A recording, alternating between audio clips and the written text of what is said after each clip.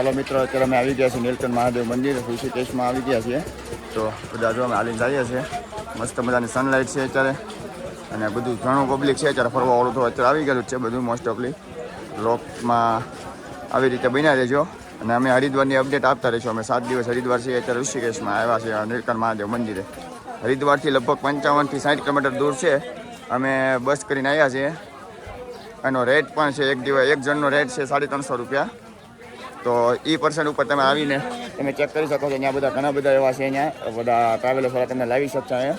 અને અહીંથી ઋષિકેશ થાય છે 25 કિલોમીટર જેટલું દૂર. અને જો આવું બધું હોટલો છે અહીંયા અને બધા પબ્લિક બહુ સ્ટુડન્ટ્સ બહુ ફરવા આવે છે અત્યારે. અને આ ઉનાળામાં અહીંયા ઠંડુ વાતાવરણ એટલું છે ને તો બહુ મજા આવે છે. જોવા બધા જો. તો મિત્રો આ વ્લોગની શરૂઆત તો આપણે વૈભવભાઈએ કરી જવો અને અમે આશીષભાઈ નીરજભાઈ બધા જાવી છીએ.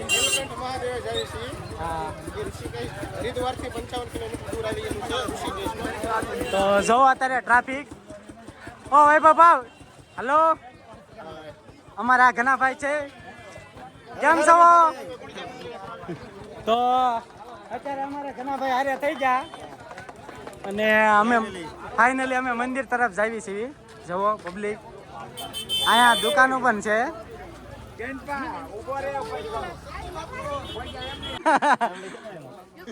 હા વૈભવભાઈ છે અને હું એમની વાટે હતો ક્યારનો 1 કલાક થા. તો હવે એમની હારે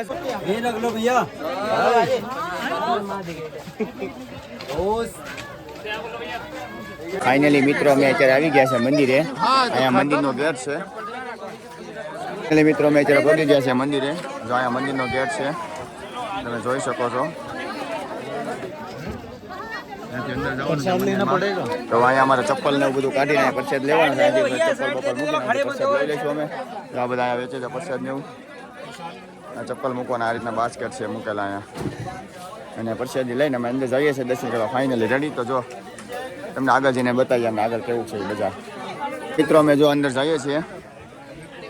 અહીંયા બધા કહેવત એવી છે કે ભવાને તો 20 પીધો તો અહીંયા. તો અમે અત્યારે પહોંચી ગયા છીએ જગ્યાએ. જો અત્યારે ફાઇનલી હા અને ભાઈ જો અમારા આશીષભાઈ એમ કે અમને લઈશો બ્લોગમાં. આશીષભાઈને અમારે નકર આવે આખા બ્લોગમાં. મારે એવું લાગે ને તો આશીષભાઈને લેવાના છે. અને ભાઈનું અત્યારે વ્યવહાર બાકી છે. અહીંયા ભવાનાથને એવી પ્રાર્થના કરવાની છે કે આવતા વર્ષે આવે તેની વહુને લઈને આવે અહીંયા. ગોઠવાઈ ગયું છે અત્યારે વ્યવહાર આપણું. લ્યો અને જા કનાભાઈ સિનેમેટોગ્રાફર છે અમારા. હજી ફરવા આવી ગયા છે કપલમાં અને એના 2 છોકરા છે. જો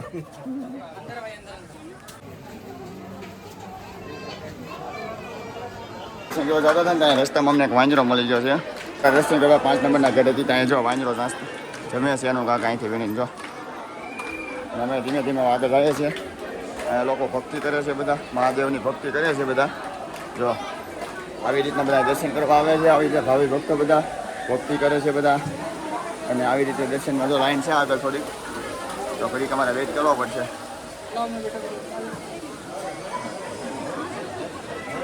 તો ફાઇનલી અહીંથી અમારે છે લાઈન સ્ટાર્ટ થઈ ગઈ છે આગળ જવાની.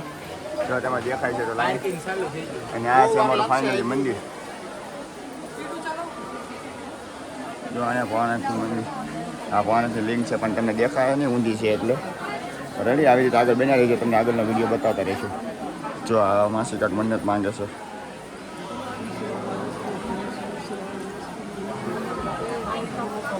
જો અમારા ભાભી કાંઈ મન્નત માંગે છે, એની પૂરી કરે અમારા ભવાનાથી અમારી પ્રાર્થના. તો આવી રીતે બધા જો અહીંયા છે બધા. તો આવી રીતે દોરા બધા બાંધીને મન્નત તો બધા માંગે જ છે. અમારા ઋતુભાઈ એમ કહેશે કે મારે બાંધવો છે. તમારે શું ઈચ્છા છે માંગવાની?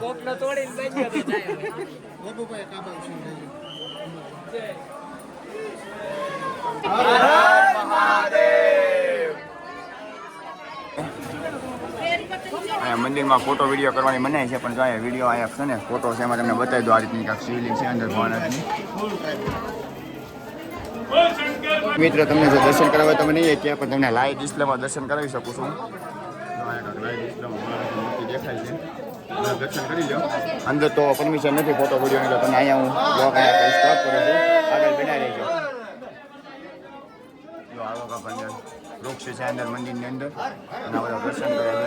તો હું અહીંયા ઘડીક વિડીયો સ્ટોપ કરું છું. મારો આગળ બહાર નીકળી તમને બતાવીશ આનો શું રહસ્ય છે કે તમે જાણીને કોઈ પણ અહીંયા પૂછી લો. ઓકે, ચલો ચાલો મિત્રો દર્શન કરી લો. અને જે પ્રતિમા મૂકી છે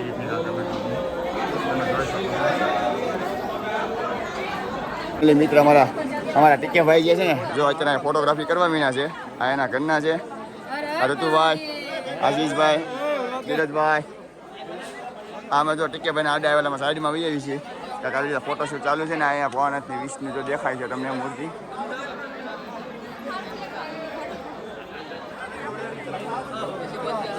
તો ફાઇનલી હવે હું પણ ફોટો પડાવી લઉં છું. અમારે ઋતુભાઈને ફોટો પડાવવાનું મન ક્યારનું થાય છે. તો ચાલો મિત્રો હવે અમે ફોટો પાડી લઈએ. ફાઇનલી મિત્રો અમે દર્શન કરીને બહાર આવી ગયા. અમે થોડા ફોટોશૂટ કરી લીધું. અમે ફોટોશૂટ કરીને અમે નીકળી ગયા છીએ. જો થોડીક સનલાઇટ છે મસ્તી ને પહાડ છે. પહાડમાં જો બધા આખું અહીંયા થોડુંક નાનું તો ગામડું છે. ગામ એટલે એની માટે શહેર હોય કે જે હોય પણ પહાડની અંદર એ છે લોકો. તો જો થોડાક નીચે પણ મકાન છે. આ બધા દેખાય તમને બધા. અને બધા પહાડમાં જે તમે દેખાય તો મકાન જ છે બધા. તો તમે કલ્પના તો કરો કે આ બધા કઈ રીતના રહેતા હશે, કઈ રીતનું જમવાનું લાવતા હશે ઉપર ગાડી ઉપર કે એ બધી વસ્તુ છે આવી. અને ઉપર જમવાનું તો જાય હોટલ નવું છે જ તે પણ જ્યાં લોકો આ ઉપર રહેતા હશે જે પહાડ ઉપર એ લોકોનું શું થતું છે વિચાર કરો. ઉપર કઈ રીતના લાવતા હશે, રહેતા હશે.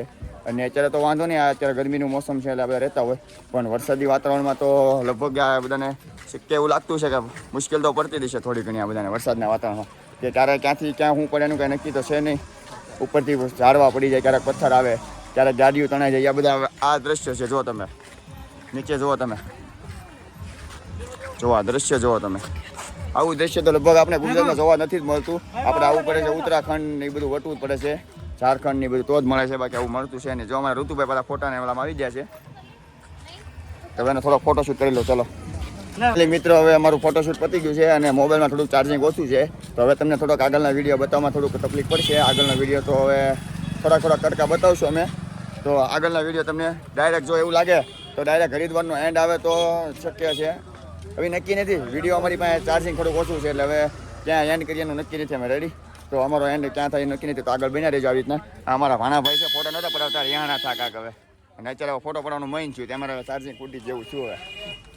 હા નથી કહેતા હો ભામણ ને એક ભાણો યા અમારો ભાણો. તો જો મિત્રો અમારા ઋતુભાઈ ફોટો પડી ગયા ને મોજમાં આવી ગયા ને તમારથી નોખા વહી ગયા. એના ભવાને આગળ કાંઈક માંગી લીધું છે. મેં તમને કીધું ને કાંઈક મન્નત માંગવા માટે દોરો ગોતે છે. તો હવે દોરો તો નથી મળ્યો પણ મન્નત માંગી લીધી છે. હું માંગી નથી ખબર અમારે. અને ફાઇનલી આ ભાઈ તો અમારે આવતા વર્ષે ને વહુને લઈને આવવાના જ છે. મારા ભાભીને લઈને તો એ ફાઇનલ છે. એ ભાઈએ મને કીધું નહોતું કે હું જોઈ આવ્યો છું છોકરી એમ પણ અહીંયા અમે વાત થઈ પછી કીધું કે હું છોકરી જોઈને આવ્યો છું. હવે આવતા વર્ષે ફાઇનલી લઈને આવવાના છે. એ પાકું જ છે. ન આવે તો એને પછીના નેક્સ્ટ યરમાં બાકી આવશે ફાઇનલ છે. આશીષભાઈ જોવો તો આમ લગ્ન કરવાના છે. વાહ મોજ વાહ. હા જો શાબાશ. આ જો આ વાંઢા ગેંગમાંથી નિવૃત્તિ લઈને અમારી ગેંગમાં આવે છે તો એને અમે ખૂબ ખૂબ અભિનંદન આપીએ છીએ. આવો પધારો. Thank you.